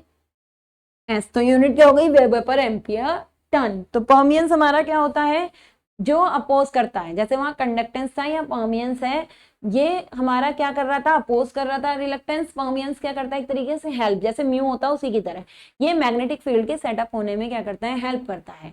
तो मैग्नेटिक फील्ड की वो प्रॉपर्टी जो मैग्नेटिक फील्ड सेटअप कराने में इंक्रीज करता है, मैग्नेटिक फील्ड को इंक्रीज करता है, वो हमारा क्या कहलाता है, परमियंस कहलाता है। ठीक है, तो एक टर्म हमारी क्या हो गई, परमियंस यहाँ पर हो गई। नेक्स्ट टर्म, नेक्स्ट चीज देख लेते हैं। नेक्स्ट हमारा क्या है, लीकेज फ्लक्स। ठीक है,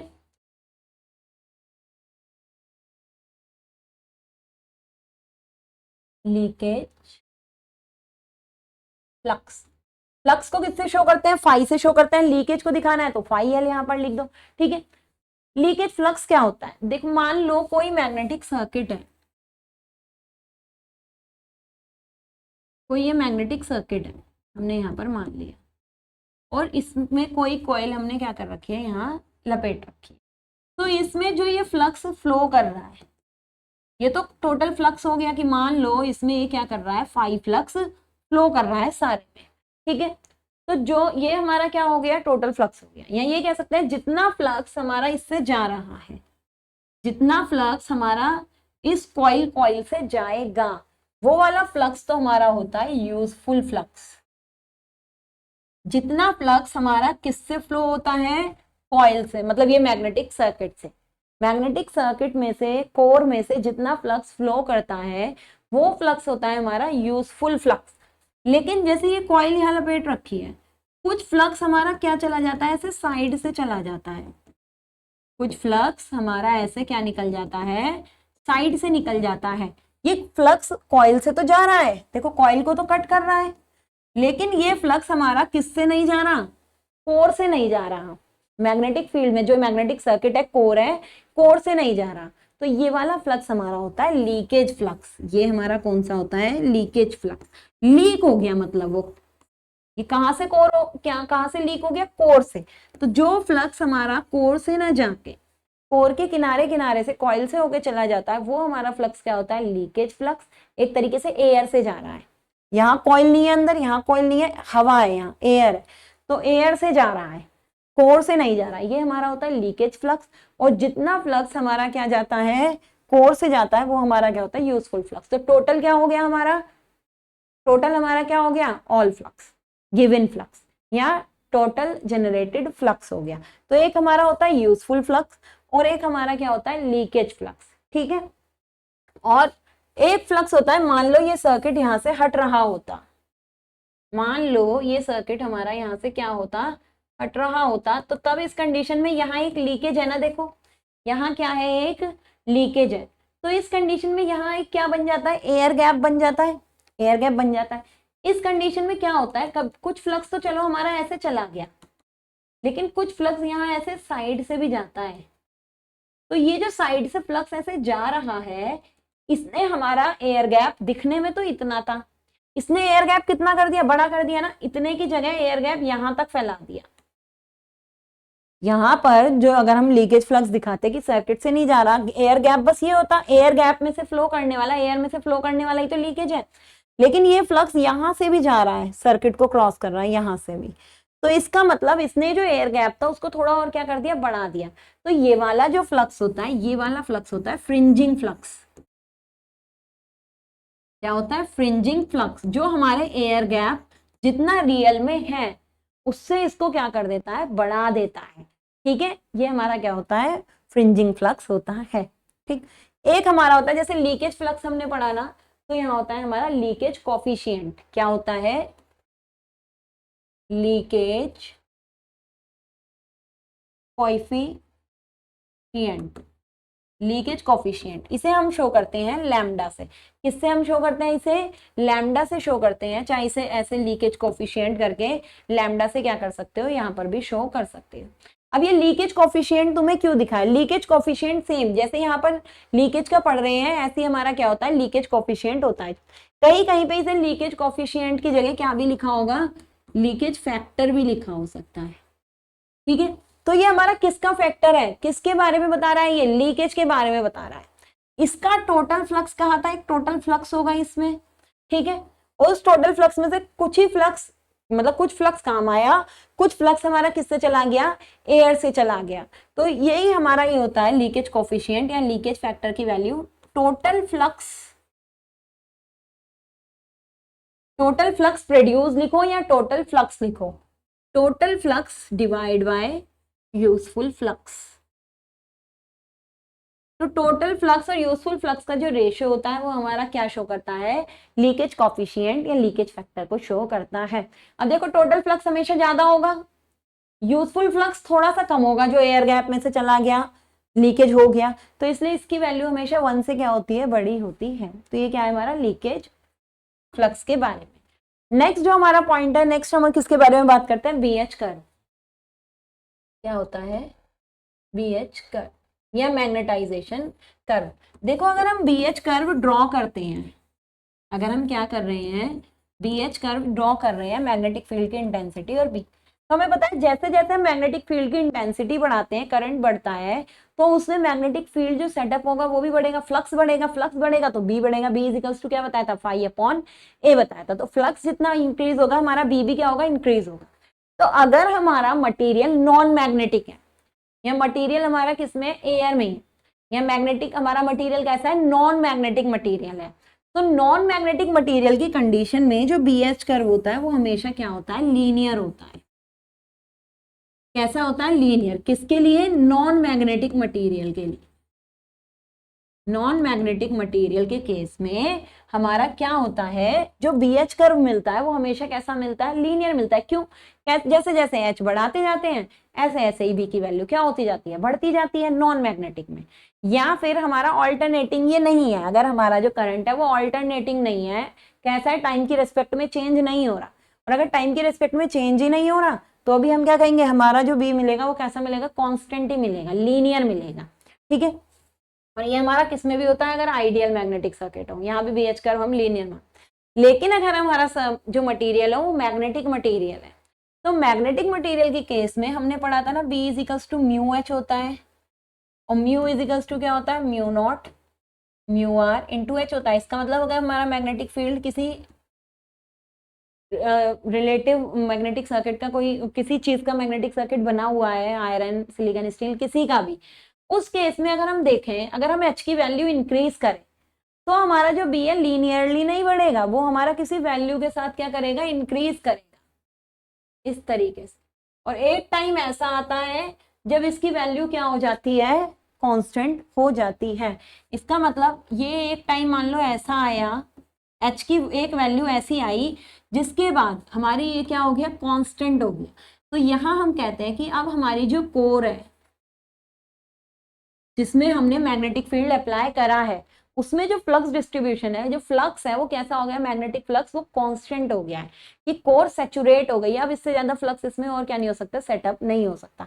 तो सैचुरेशन जब आता है या सेचुरेट जब फ्लक्स हो जाती है तो उसके बाद जो हमारा बी की वैल्यू होती है वो क्या हो जाती है, फिक्स हो जाती है। चाहे अब हम एच कितना भी इंक्रीज करें उसमें और मैग्नेटिक फील्ड सेटअप नहीं होता है। लेकिन उससे पहले अगर हम ये अपनी वैल्यू देखें तो ये क्या होती रहती है, इस तरीके से वेरी करती रहती है। लेकिन अगर यहाँ पर कोई एक हल्का सा पॉइंट ले ले, वहां हम ये कर्व लीनियर हल्का सा ड्रॉ कर सकते हैं। अदरवाइज अगर पूरे में देखें इसकी वैल्यू क्या होती रहती है, ये एक नॉन लीनियर कर्व हमारा होता है। ये तो बी एच का एक छोटा सा हमने बी और एच से बना दिया, ठीक है। इस छोटे से वैल्यू हम tan थीटा से निकाल सकते हैं। यहाँ पर टेंजेंट अगर निकालना चाहे किसी भी पॉइंट पर, हमने कहा था अगर कोई कर्व नॉन लीनियर होता है तो हम क्या कर सकते हैं, उसकी किसी भी जगह एक सीधी लाइन खींचकर क्या निकाल सकते हैं, उसकी वैल्यू यहाँ पर निकाल सकते हैं।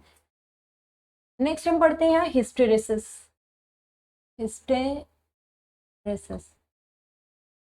हिस्टेरेसिस क्या होता है, हिस्टेरेसिस पहले पढ़ेंगे लूप, कि अगर हम कोई सर्किट देखते हैं और उसमें क्या है, एसी सप्लाई दी जाती है, तो इसका मतलब टाइम के साथ चेंज हो रहा है। तो जब हम टाइम के साथ चेंज होने वाली एक सप्लाई देते हैं तो हम क्या देखते हैं, उसमें एक हिस्टेरेसिस वाली कंडीशन आती है। क्या होता है हिस्टेरेसिस, वो हम पहले ये बनाएंगे तभी देखेंगे कि हिस्टेरेसिस होता क्या है।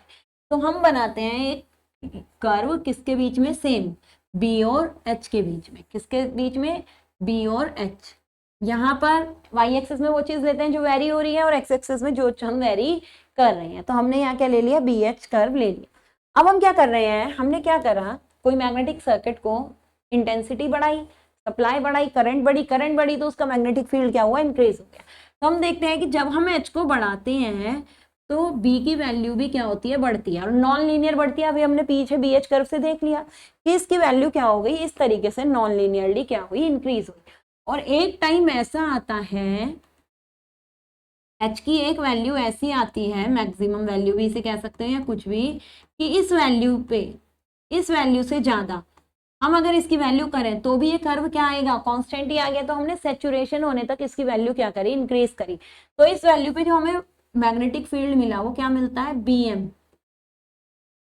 अगर यहाँ हम ड्रॉ करें, ये वैल्यू क्या आती है, BM, मैक्सिमम वैल्यू यहाँ पर आती है इसकी, ठीक है। तो यहाँ पर हम इस पॉइंट को A नाम दे देते हैं। चलो, ये पॉइंट क्या आ गया, A। अब हमें जब ये मैक्सिमम वैल्यू मिल गई तो हम अब क्या करते हैं कि अब हम इस H को घटा के देखते हैं। अब हमें मैक्सिमम वैल्यू H की तो मिल गई, अब हम इस H को हटाने की जगह, बैटरी को हटाने की जगह, अब जितना H ये दिया था, यहाँ O से स्टार्ट करा था, अब हम क्या करते हैं, इस H को धीरे धीरे घटाते हैं। जब हम इस H को धीरे धीरे घटाते हैं तो ये कर्व इस तरीके से कम होता है। तो हम क्या देखते हैं, जिस तरीके से ये बड़ा था, अब ये H उस तरीके से वर्क नहीं कर रहा, कि H को घटाते घटाते देखो हम 0 पे पहुंच गए फिर से। तो जब हम 0 पे गए तो हमने क्या देखा, B की वैल्यू क्या नहीं हुई, 0 नहीं हुई। तो जब B 0 नहीं हुआ तो B की कोई ना कोई वैल्यू मिली। यहाँ पर A कहाँ है, B कह नहीं सकते, B से नहीं कह सकते, C कह दो, ठीक है। तो हमने देखा C पर B की कोई ना कोई वैल्यू है। इसका मतलब अगर हम एक बार मैग्नेटिक सर्किट को सप्लाई दें, इंटेंसिटी बढ़ाएं, मैक्सिमम तक ले जाएं, अब इंटेंसिटी अगर घटाते हैं तो हम क्या देखते हैं कि H के 0 होने पर भी मैग्नेटिक फील्ड उसमें क्या नहीं होता, 0 नहीं होता है, कोई ना कोई मैग्नेटिक फील्ड उसमें रह जाता है। यही चीज हमारी हिस्टेरेसिस कहलाती है, कि जिस यहाँ पर जो मैग्नेटिक फील्ड की इंटेंसिटी है उसके 0 होने पर भी मैग्नेटिक फील्ड हमारा क्या नहीं हुआ है, 0 नहीं हुआ है।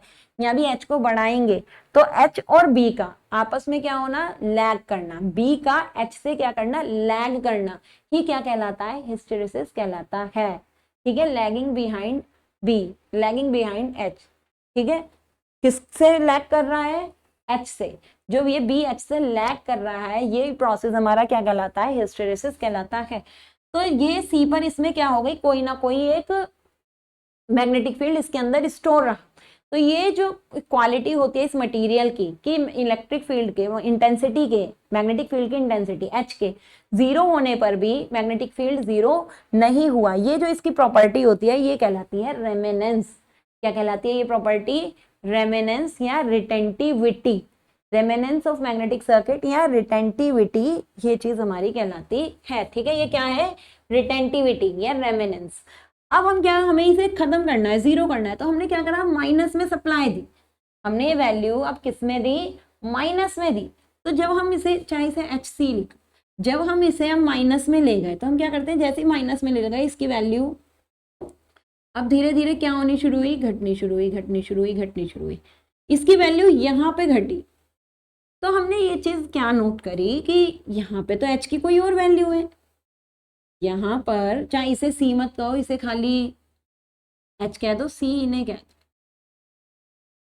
कि यहाँ तो h की कोई और वैल्यू है जिसे हमने hc नाम दे दिया, माइनस hc, कि यहाँ माइनस आने पर hc अब कुछ ना कुछ है, लेकिन b क्या हो गया है, 0 हो गया है। तो hc की एक वैल्यू यहाँ आई जिसपे b को हमें क्या करना पड़ा, 0।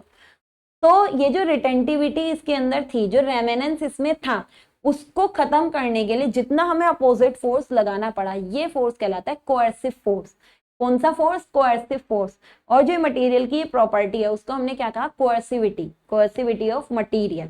और कौन सा फोर्स ये लगा, कोएर्सिव फोर्स, किसके लिए, जो इसमें मैग्नेटिक फील्ड रह गया था उस मैग्नेटिक फील्ड को खत्म करने के लिए जो अपोजिट हमें क्या लगाना पड़ा, फोर्स इसमें लगाना पड़ा। अब हमने फिर से, बस इतना होता है एक तरीके से BH लूप, इतने में हमें समझ आ गया, लेकिन हमने फिर इसे कैरी फॉरवर्ड करा कि अगर हम इस HC का वैल्यू और बढ़ाते जाएं, तो हमने क्या देखा, अगर हम इस HC की वैल्यू और बढ़ाते जाएं तो ये कर्व और पीछे की तरफ ऐसे ही बढ़ता जाएगा, जैसे ये आ रहा था इसी तरीके से बढ़ता जाएगा। और अब भी एक वैल्यू ऐसी आएगी जिसके बाद ये लीनियर ऐसे हो जाएगा सीधे, तो वो वाला बनाने की नीड नहीं है, बस हमने मैक्सिमम जहां तक ये निगेटिव में जा सकता था मैग्नेटिक फील्ड, वहां तक इसे ले गए। तो ये वैल्यू हो गई इसकी h। जैसे ये पॉजिटिव में h मिला था, ये नेगेटिव में h मिल गया, कि यहां इसकी वैल्यू क्या हो जाती है, मैक्सिमम। तो ये माइनस BM आ गई, निगेटिव में मैग्नेटिक फील्ड जहां तक मैक्सिमम बना, ठीक है, ये h पे ये वैल्यू मिल गई। अब इस मैग्नेटिक फील्ड को हमने देखा कि इसे देखते हैं कि क्या पता इसको माइनस वाले को वापस ले जाने पे कोई 0 यहाँ लग कर मिले। तो जब हम इस h को फिर धीरे धीरे घटाते गए या पॉजिटिव साइड ले जाते गए, तो यहाँ भी हमने सेम देखा कि h के 0 होने पर b अभी भी क्या नहीं हुआ, 0 नहीं हुआ है। यहाँ c नाम दिया था, यहाँ d दे दो, ये e, यहाँ f, तो ये 0 नहीं हुआ। तो यही चीज क्या बताई थी, रिटेंटिविटी बताई थी ना, रेमेनेंस प्रॉपर्टी हो गई। तो अब इसे 0 करने के लिए हमने क्या करा, h को यहाँ घटाया, तो जब h को यहाँ ले गए तो जाके ये 0 हुआ। तो कौन सा फोर्स हुआ, ये कोएर्सिव, ये पॉजिटिव डायरेक्शन में हुआ, HC मतलब कोएर्सिव फोर्स के लिए। और अब इसे अगर हमने फिर बढ़ाया h को, तो हमें पता है कि मैक्सिमम तो इसकी इतनी ही है डेंसिटी, तो h तक ले जाएंगे तो मैक्सिमम डेंसिटी उसकी उतनी ही है, तो ये BM यहीं तक ही आएगा। तो ये हमारा क्या आ गया, हिस्टेरेसिस का लूप आ गया।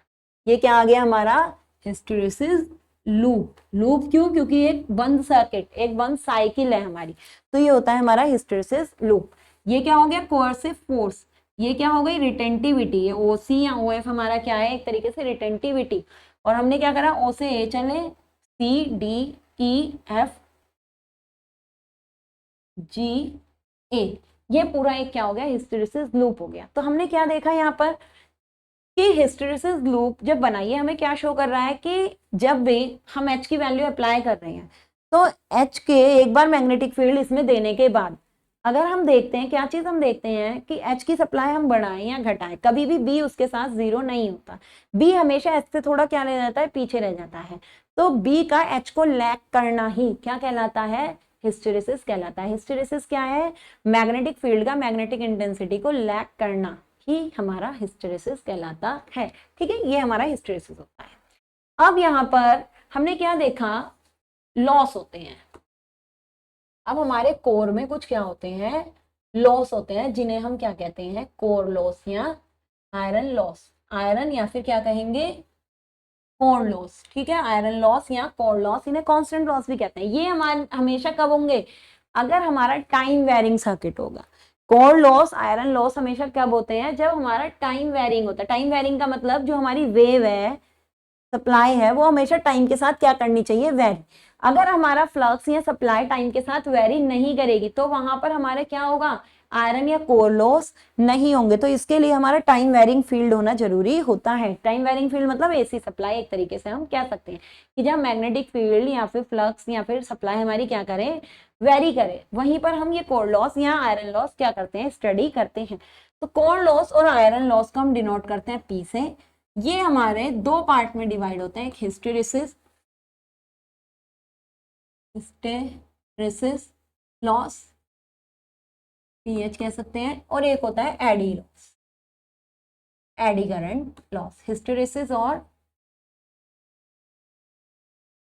एडी करंट लॉस हमारे ये होते हैं। अब ये क्या होते हैं हमारे हिस्टेरेसिस और एडी करंट लॉस? हिस्टेरेसिस हमारा क्या है, देखो जब हमने देखा कि यहाँ पर एक बार पॉजिटिव सप्लाई दी थी, तो पॉजिटिव सप्लाई देने पर कोई जैसे मैग्नेटिक मटेरियल होता है ना, इसमें हमारे डोमेन किसी भी डायरेक्शन में हो सकते हैं। फेरोमैग्नेटिक मटेरियल में डोमेन हमारे क्या हो सकते हैं, किसी भी डायरेक्शन में हो सकते हैं। लेकिन जब हम इसे मैग्नेटिक फील्ड की सप्लाई देते हैं पॉजिटिव में, तो ये सारे एक दिशा में हो जाते हैं पॉजिटिव में। जब इन्हें नेगेटिव देते हैं तो ये सारे नेगेटिव डायरेक्शन में हो जाते हैं, सारे एक दिशा में।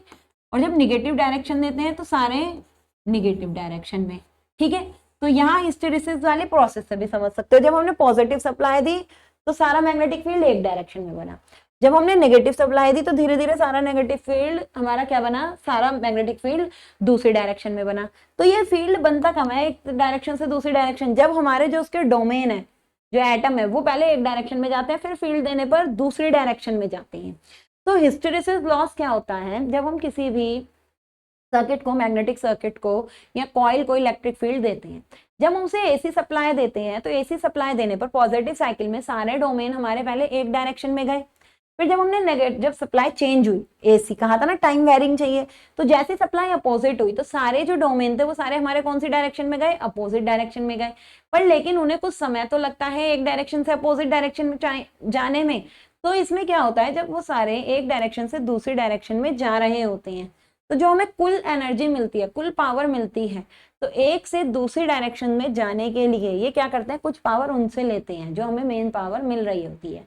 तो इस वजह से सर्किट में हमारे क्या हो जाते हैं, जितनी पावर वो उससे ले रहे हैं, या कोर जो हमारी हीटअप हो रही है इस प्रोसेस की वजह से, बार बार एक डायरेक्शन से दूसरी डायरेक्शन, बार बार अणुओं को क्या करना पड़ रहा है, कभी इस दिशा में, कभी इस दिशा में, कभी इस दिशा में, कभी इस दिशा में, बार बार अपनी डायरेक्शन क्या करनी पड़ रही है, चेंज करनी पड़ रही है। सप्लाई पॉजिटिव आई एक डायरेक्शन, निगेटिव, पॉजिटिव, निगेटिव, बार बार एक तरफ से दूसरी तरफ वो क्या हो रहे हैं, मूव कर रहे हैं। तो जब वो एक तरफ से दूसरी तरफ किसी एरिया में मूव करते हैं तो हमारी जो कोर होती है वो हीटअप हो जाती है। क्यों? क्योंकि उन्हें एक डायरेक्शन से दूसरी डायरेक्शन में जाने के लिए बार बार क्या चाहिए होती है, एनर्जी चाहिए होती है। वो एनर्जी या सप्लाई वो कहाँ से लेता है, जो सोर्स से हमारी सप्लाई आ रही है वहीं से ही लेता है। तो हमारी सोर्स से जो सप्लाई आई, कुछ सप्लाई तो हमारी इसी में ही चली गई, तो ये वाले जो लॉस होते हैं वो हमारे, वो क्या कहलाते हैं, हिस्टेरेसिस लॉस कहलाते हैं। ठीक है, तो इसलिए हिस्टेरेसिस लॉस में, और बार बार वो होता भी क्या है, मैग्नेटिक फील्ड सेटअप करना पड़ता है ना, मैग्नेटिक फील्ड बार बार सेटअप होता है ना, पहले एक डायरेक्शन में हुआ, फिर उतना ही मैग्नेटिक फील्ड दूसरी डायरेक्शन में, फिर उतना ही मैग्नेटिक फील्ड तीसरी डायरेक्शन में, मतलब अपोजिट में फिर से। तो इसके लिए हमारा कोर में क्या हो जाता है, कुछ लॉस। तो अगर हम कोर का मटेरियल इस तरीके से बनाए कि उसमें जो ये जो डोमेन है वो जल्दी जल्दी क्या हो जाए, एक दिशा से दूसरी डायरेक्शन में ओरिएंट हो जाए, इतने फैले हुए ना हो। क्योंकि जो हम नॉर्मल मैग्नेटिक मटेरियल या आयरन वायरन लेते हैं उसमें बहुत ज्यादा हमारे जो ग्रेन्स हैं, मतलब जो डोमेन है वो फैले हुए रहते हैं। अगर हम इस तरीके से मटेरियल लें कि वो जो डायरेक्शन है उनकी ऑलरेडी एक डायरेक्शन में क्या हो, ओरिएंट हो, तो आसानी होती है उनकी एक से दूसरी डायरेक्शन में जाने के लिए। तो इसलिए हम क्या करते हैं, सिलिकॉन स्टील या फिर CrGO लेते हैं, ताकि हमारा हिस्टेरेसिस लॉस क्या हो जाए, कम। ये खत्म कभी नहीं हो सकता, क्योंकि बार बार डायरेक्शन चेंज करने पर हमारे डोमेन एक से दूसरी डायरेक्शन में जाएंगे ही, और जब वो बार बार डायरेक्शन बदलेंगे तो उसमें कुछ ना कुछ लॉस होगा ही एनर्जी का, एक से दूसरी डायरेक्शन में जाने पर। इसलिए हम कहते हैं कि जितना मटेरियल ज्यादा होगा वॉल्यूम, उतना हिस्टेरेसिस लॉस ज्यादा होंगे, जितना मटेरियल का वॉल्यूम कम होगा उतने हिस्टेरेसिस लॉस क्या होंगे, कम होंगे। कह सकते हैं ऐसी फ्रीक्वेंसी, जितनी तेज फ्रीक्वेंसी बदलेगी, जल्दी जल्दी एक डायरेक्शन से दूसरी डायरेक्शन में जाएंगे, हिस्टेरेसिस लॉस ज्यादा होंगे। जितनी आराम आराम से वो चेंज होगा उतने ही हिस्टेरेसिस लॉस क्या होंगे, कम होंगे। ठीक है, और सेम मैग्नेटिक फील्ड, जितना हाई मैग्नेटिक फील्ड तक गए उतना ही वापस जीरो से नेगेटिव जाने में ज्यादा हिस्टेरेसिस लॉस होंगे, जितना कम गए वो मैग्नेटिक मटेरियल तक उतना ही हिस्टेरेसिस लॉस क्या होंगे, कम। इसलिए जो हमारा नैरो फील्ड होता है, नैरो वाले में हिस्टेरेसिस लॉस क्या होता है, कम होते हैं। अगर हमारा हिस्टेरेसिस लॉस मतलब जो हिस्टेरेसिस लूप है वो हमारा क्या बना, वाइड बना, नैरो ना बन के, वहां हमारे हिस्टेरेसिस लॉस क्या होंगे, ज्यादा ही होंगे। तो जो हमारे हिस्टेरेसिस लॉस होता है पीएच से शो करते हैं, और इसका फॉर्मूला होता है KH Vm की पावर x, अब इसे स्क्वायर लिखने लग गए हैं, into F into volume, volume चाहे लिखो या वॉल्यूम को KH हिस्टेरेसिस कांस्टेंट में ही ला सकते हो। ये हमारे स्टेनमेंस थे, एक साइंटिस्ट, उन्होंने ही ये फॉर्मूला दिए थे, तो इसलिए KH को कभी कभार हिस्टेरेसिस कोफिशिएंट भी बोल सकते हैं और स्टेनमेंस कोफिशिएंट भी बोल सकते हैं। ये डिपेंड करता है मटेरियल पे कि हमने CrGO लिया है, सिलिकॉन स्टील लिया है, किस तरीके का मटेरियल लिया है। देखो जब हम CrGO ट्रांसफॉर्मर लेते हैं, स्टैटिक डिवाइस लेते हैं कोई भी, तो स्टैटिक डिवाइस में हमेशा जो सिलिकॉन मिलाया जाता है वो 4% मिलाया जाता है। जब कभी भी हम रोटेटिंग डिवाइस लेते हैं तो रोटेटिंग डिवाइस में हमारा ये 2% सिलिकॉन मिलाया जाता है, इन लॉसेस को क्या करने के लिए, कम करने के लिए। तो ये तो हमारा हो गया क्या, हिस्टेरेसिस लॉस का फॉर्मूला।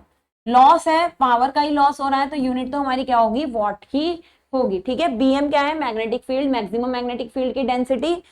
एक्स क्या है, फैक्टर कि हमने कौन सा मटेरियल लिया है, सिलिकॉन स्टील लिया है, क्या लिया है, तो ये कितना होता है 1.5 से 2.5 के बीच में होती है एक्स की वैल्यू। ठीक है, एक्स की वैल्यू 1.5 से 2.5 के बीच में होती है, जो कि अब 2 रखी जा रही है। तो कुछ कुछ बुक्स में जो अब होंगे उसमें तो दी होगी, वरना पुरानी किसी में भी बुक्स में ये नहीं दी होगी। बाकी ये फ्रीक्वेंसी होती है और वी तुम्हारी क्या है, वॉल्यूम ऑफ कोर, कोर की वॉल्यूम। हिस्टेरेसिस लॉस याद रखना, हिस्टेरेसिस लॉस हमारा वॉल्यूम पे डिपेंड करता है, डायरेक्टली वॉल्यूम पे डिपेंड करते हैं हमारे हिस्टेरेसिस लॉसेस। ठीक है, और फ्रीक्वेंसी पे डिपेंड करते हैं, फ्रीक्वेंसी जैसी होगी वैसे ही हमारे क्या होंगे, हिस्टेरेसिस लॉस। नेक्स्ट हो गए हमारे एडी करंट लॉस। नेक्स्ट हमारे क्या है, एडी करंट लॉस, इसे हम PE से डिनोट करते हैं। एडी करंट लॉस हमारे क्या होते हैं, जब हम कोई कोर होती है, उस कोर में हमने क्या दिया, हमने फैराडेज लॉ लगा के क्या कहा कि किसी कॉइल में अगर फ्लक्स चेंज हो रहा है, कोई कोर है उसमें क्या हो रहा है, फ्लक्स चेंज हो रहा है, तो उसके अंदर क्या प्रोड्यूस हो जाता है, EMF प्रोड्यूस हो जाता है। मान लो ये आयरन की एक इस तरीके से पूरी एक आयरन कोर है, इसमें हमने क्या करा, चेंज करता हुआ फ्लक्स दिया, फ्लक्स चेंज हुआ, तो इसमें क्या प्रोड्यूस हुआ, एक EMF प्रोड्यूस हुआ। अब जब EMF प्रोड्यूस होता है और ये आयरन की कोर बहुत मोटी है मान लो, तो उस EMF को ये लगता है कि ये क्लोज सर्किट है, ये जो आयरन की कोर है ना, उसे ऐसा लगता है इस कोर के ये अलग अलग पाथ ऐसे लगते हैं जैसे ये क्लोज सर्किट, इसमें बहुत सारे क्लोज सर्किट है इस आयरन की कोर को। तो जब क्लोज सर्किट देखता है कोई जिसमें EMF प्रोड्यूस हुआ है और उसे लगता है ये सर्किट क्लोज है, जैसे कहा था कि अगर किसी कॉइल में EMF प्रोड्यूस हो रहा है, उस कॉइल को हम 2 तार से क्लोज कर दें तो उसमें करंट भी फ्लो होगी। तो ऐसे ही जब यहाँ पर एक EMF प्रोड्यूस होता है और ये कोर मोटी रहती है, तो उन्हें क्या लगता है जो EMF प्रोड्यूस हुआ है कि ये एक बंद सर्किट है, और जब एक क्लोज सर्किट देखता है तो वो इसमें क्या फ्लो करानी शुरू कर देता है, करंट। तो इसमें जैसे जैसे इसे लगता है, जहां जहां अलग अलग पूरी मोटी एक कोर होती है, जैसे मान लो ये मोटी एक कोर है, इसे ऐसा लगा कि अलग अलग सर्किट है इसमें बहुत सारे क्लोज क्लोज, तो इसमें अलग अलग ही क्या फ्लो होने लग जाती है, बहुत सारी इस तरीके से, बहुत सारी इसमें क्या फ्लो होने लग जाती है, करंट फ्लो होने लग जाती है। और क्योंकि करंट का एक क्या बन जाता है, नेटवर्क बन जाता है, इसलिए इन्हें क्या कहते हैं, एडी करंट। एडी मतलब भंवर, करंट का क्या ग्रुप, तो इसलिए इसे क्या कहते हैं, एडी करंट। अब इस तरीके से ये सर्किट दिखने लगता है कि इसमें करंट ही करंट, बहुत सारी क्या फ्लो होने लग गई, करंट फ्लो होने लग जाती है। अब क्योंकि लेंज लॉ क्या कहता है कि जो EMF प्रोड्यूस हुआ वो उसका अपोज करता है जिसके कारण ये क्या हुआ है, प्रोड्यूस हुआ है। तो जो EMF प्रोड्यूस होता है उसी की डायरेक्शन में करंट फ्लो होगी, करंट प्रोड्यूस होगी, तो इसका मतलब करंट भी अपोज करेगी जिससे वो प्रोड्यूस हुई है। तो जो मेन करंट होती है उसकी डायरेक्शन तो होती है मान लो ऐसे, तो जो एडी करंट प्रोड्यूस होती है उसकी डायरेक्शन जस्ट इसकी कैसी रहती है, अपोजिट। तो तुम्हें भी पता है कि अगर अपोजिट करंट फ्लो किसी में कर रही है तो वो सर्किट में क्या करेगी, लॉस करेगी, सर्किट को क्या बना देगी, धीमा। अगर कोई सर्किट मान लो कोई मोटर घूम रही है तेज तेज और एडी करंट अपोजिट उसमें प्रोड्यूस हो रही है, तो वो उसको क्या बना देगी, स्लो कर देगी, क्योंकि उसकी पावर में, जिस पावर से वो मूव कर रही है उसकी पावर में से कुछ लॉस हो जाएंगे। जैसे I² R टोटल लॉस हुए तो इसकी वजह से भी I² R लॉस हो जाएंगे, लेकिन अब वो I² R लॉस मेन में से ये वाले लॉस कैंसिल ही तो होंगे, घटेंगे ही तो, क्योंकि मेन करंट पॉजिटिव है और ये वाली करंट क्या होगी, नेगेटिव होगी। तो यहाँ पर हमारे क्या होते हैं, एडी करंट की वजह से होने वाले लॉसेस को हम क्या कहते हैं, एडी करंट लॉस कहते हैं। किसकी वजह से हुई, मेन कोर की वजह से हुई ना। तो एडी करंट लॉस हमारे किस पे डिपेंड करते हैं, BM पे भी डिपेंड करते हैं, फ्रीक्वेंसी के स्क्वायर पे भी कर रहे हैं, मेन थिकनेस ऑफ कोर पे भी डिपेंड करते हैं। तो ये हमारा एडी करंट लॉस का फॉर्मूला होगा।